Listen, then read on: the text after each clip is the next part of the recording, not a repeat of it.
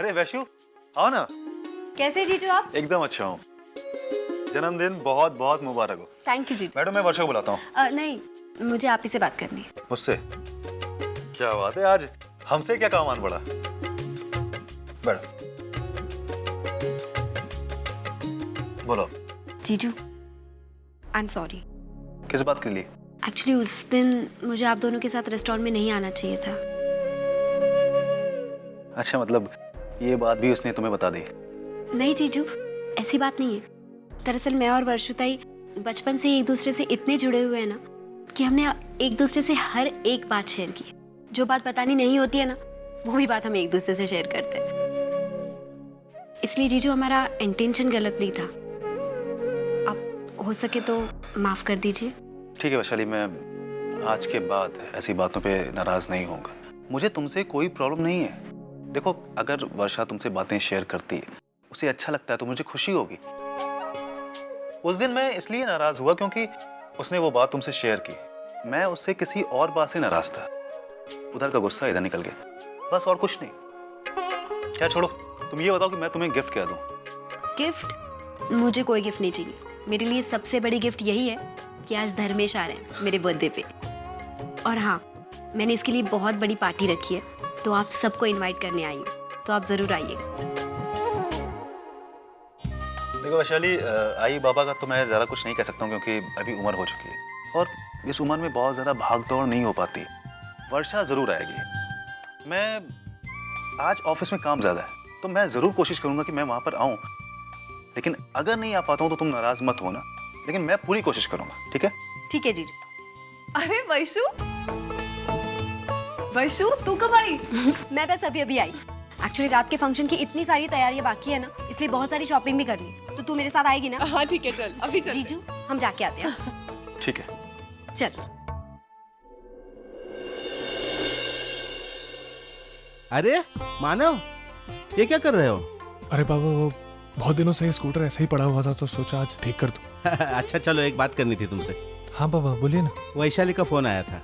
उसके जन्मदिन की खुशी पर आज जो पार्टी यहाँ होने वाली थी, वो पार्टी अब धर्मेश के घर में होगी और धर्मेश खुद भी आ रहा है पार्टी में शामिल होने के लिए। उन्होंने सबको बुलाया है और मुझे बहुत खुशी होगी अगर तुम और अर्चू दोनों हमारे साथ चलो तो। जी। मैं बाहर होके आता हूँ।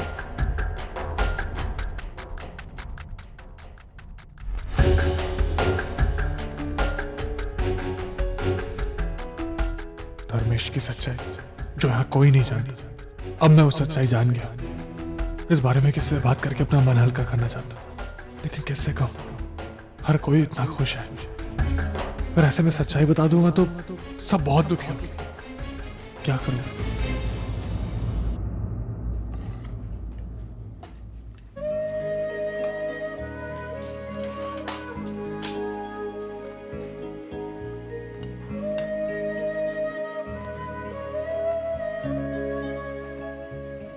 अरे मानव, आप आ गए? हाँ, यासिर भाई ने कहा है कि कल से काम शुरू कर रहे हैं, इसलिए। तो ये तो अच्छी बात है ना। आप इतने उदास क्यों हैं? नहीं अर्चना, बोलिए मानव, क्या बात है? वो मुझे धर्मेश के घर नहीं जाना। वो ऐसे भी मुझे पसंद नहीं करता है और मेरा मन नहीं कर रहा कि उसके घर जाऊं। तुम अकेली जाओगी क्या? देखिए मानव, आपका मन नहीं है तो कोई बात नहीं। अच्छा कि आपने मुझे बताकर, लेकिन मैं आपके बगैर भी नहीं जाऊंगी। अर्चना, अभी बाबा से बात हुई है। वो चाहते हैं कि हम दोनों जाएं। अगर हम दोनों नहीं जाएंगे तो फिर। मानव, मैं बाबा से बात कर लूंगी। आप उसकी चिंता बिल्कुल मत कीजिए। लीजिए, आप पोहे खाइए। अरे वाह अर्चू, पोहे अच्छे बनाए तूने। हाँ,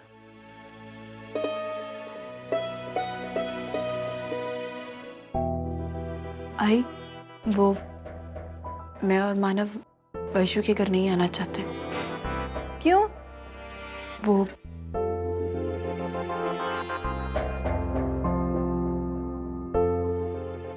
शायद धर्मेश का तुम दोनों की तरफ जो रवैया है उसे देखते हुए तुम लोगों ने ये फैसला किया है ना। कोई बात नहीं, मुझे तुम लोगों का ये फैसला मंजूर है।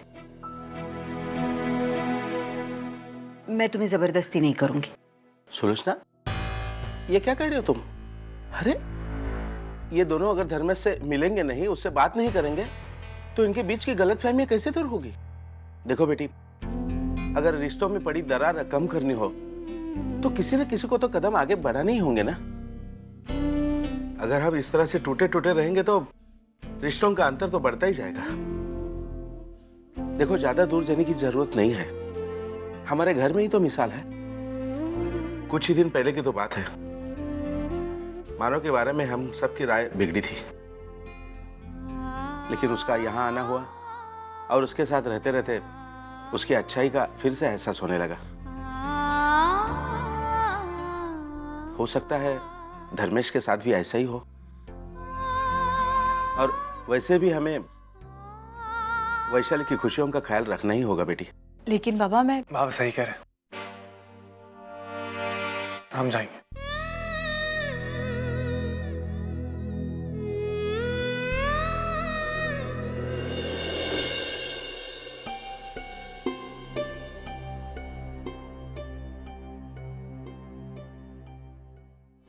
Excuse me sister. Yes sister, Varun के ऑपरेशन का टाइम हो गया, आप उसे ऑपरेशन थिएटर क्यों नहीं ले जा रहे?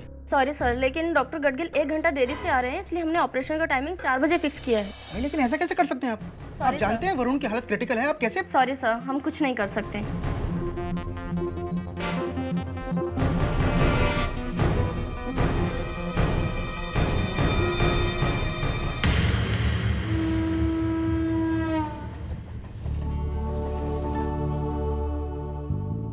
मानव आप आ गए? मैं चेंज कर रही हूँ, आप भी चेंज कर लीजिए। हाँ, मैं करता हूँ।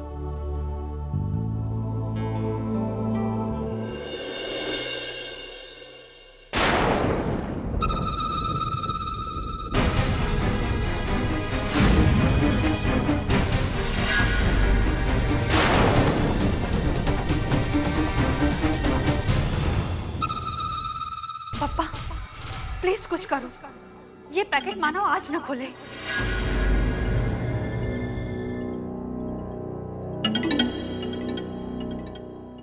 मानव, ये फैन क्यों ऑन है? अरे इतनी ठंड पड़ रही तो भी तुम्हें फैन चाहिए? इलेक्ट्रिसिटी बिल तुम पे नहीं करते हो, हम पे करते हैं।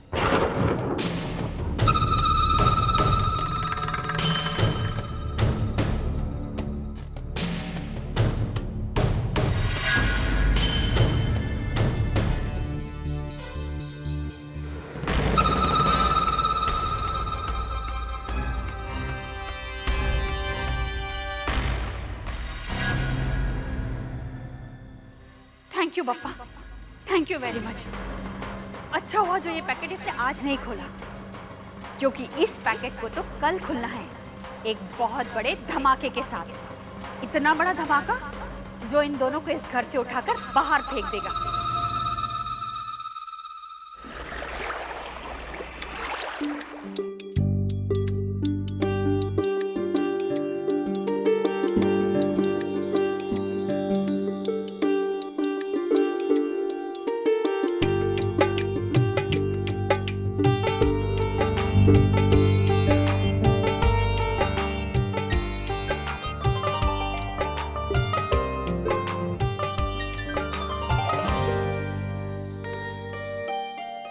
क्या मिनट साई? बेटा कितनी दुबली हो गई है तू। डाइटिंग कर रही हूँ। अरे लेकिन धर्मेश कहाँ है? कब आ रहे हो? अरे बाबा, वो बस निकल ही चुके हैं सोलापुर से, रास्ते में ही होंगे। भाई तुम्हें बसा ना? हाँ, कैसी है ताई? मैं अच्छी हूँ, तू कैसी? Happy birthday. थैंक यू, मैं अभी आती हूँ।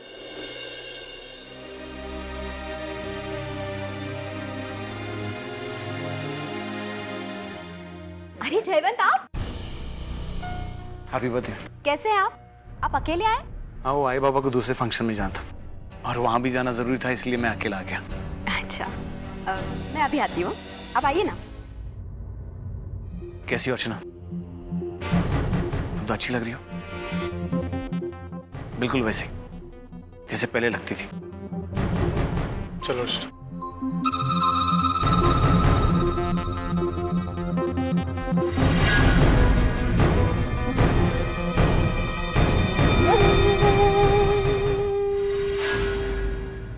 क्यों नहीं? सब कुछ प्लान के मुताबिक चल रहा है ना? हाँ बिल्कुल, सब कुछ प्लान के मुताबिक ही चल रहा है। लेकिन पता है जयवंत, आज एक बहुत बड़ी गड़बड़ होते होते रह गई। अरे आज सुबह मानो उस पैकेट को लगभग खोल ही चुका था।